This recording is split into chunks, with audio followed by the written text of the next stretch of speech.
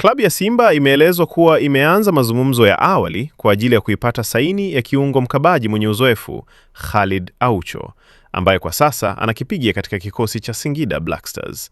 Taarifa kutoka vyanzo vya ndani ya soka zinaeleza kuwa Simba inaangalia uwezekano wa kumsajili kiungo huyo raia wa Uganda ili kuongeza nguvu katika eneo la kiungo mkabaji, eneo ambalo benchi la ufundi linaona linahitaji uzoefu na uimara zaidi katika misimu ijayo.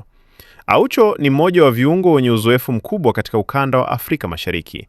Mchezaji huyo alijiunga na Singida Black Stars mwaka 2025 akitokea Young Africans, ambapo aliwahi kuwa sehemu muhimu ya kikosi kilichotoa mataji kadhaa ya Ligi Kuu Tanzania Bara pamoja na mashindano ya ndani. Kiungo huyo mwenye umri wa zaidi ya miaka 30 anajulikana kwa uwezo wake wa kucheza kama kiungo mkabaji, defensive midfielder, akiwa na uwezo mkubwa wa kukaba, kupora mipira na kusaidia kujenga mashambulizi kutoka katikati ya uwanja. Mbali na kucheza katika klabu mbalimbali ya Afrika, Aucho pia ni mchezaji muhimu wa timu ya taifa ya Uganda. Inaelezwa kuwa Simba inaona uzoefu wa Aucho unaweza kusaidia kuimarisha safu ya kiungo na kuongeza ushindani ndani ya kikosi, hasa katika mashindano ya ndani pamoja na yale ya kimataifa.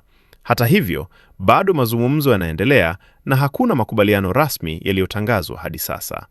Iwapo dili hilo litafanikiwa kukamilika, basi Aucho anaweza kurejea tena katika mazingira ya ushindani mkali wa soka la Tanzania, safari hii akivaa jezi ya Simba baada ya kuwahi kucheza kwa mafanikio upande wa wapinzani wao wakubwa, Yanga. Taarifa zaidi, usiache kusubscribe channel yetu ya Usajili Wetu, uwe wa kwanza kupata taarifa zote za kimichezo.